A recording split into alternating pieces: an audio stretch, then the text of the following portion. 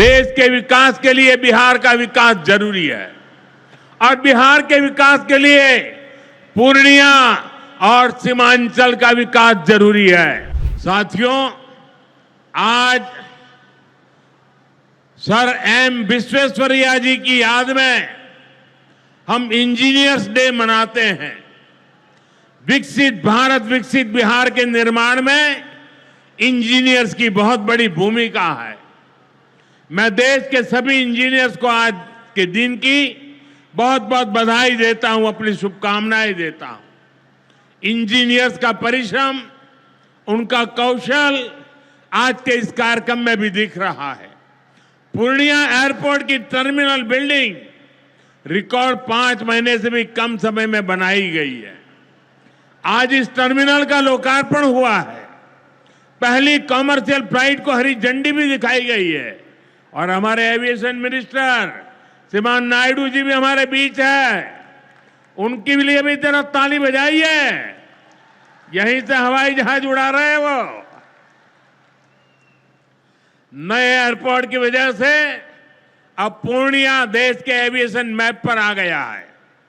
अब देश के बड़े शहरों से, बड़े व्यापारिक केंद्रों से पूर्णिया और सीमांचल की सीधी कनेक्टिविटी होगी।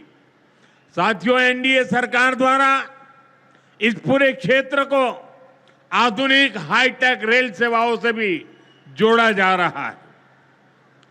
आज भी मैंने वंदे भारत, अमृत भारत पैसेंजर ट्रेन को हरी झंडी दिखाई है। आज अररिया गलगलिया नई रेल लाइन का उद्घाटन हुआ है। विक्रमशिला कटरिया नई रेल का शिलान्यास भी किया गया है। साथियों, कुछ दिन पहले ही भारत सरकार ने एक और बड़ा निर्णय लिया है। Buxar Bhagalpur high speed corridor के मोकामा मुंगेर सेक्शन को मंजूरी दे दी है। इससे मुंगेर, जमालपुर, भागलपुर जैसे इंडस्ट्रियल हब को बहुत फायदा होगा। सरकार ने भागलपुर, दुमका, रामपुर हाट रेल लाइन के दोहरीकरण को भी मंजूरी दे दी है। साथियों, देश के विकास के लिए बिहार का विकास जरूरी है और बिहार के विकास के लिए पूर्णिया और सीमांचल का विकास जरूरी है।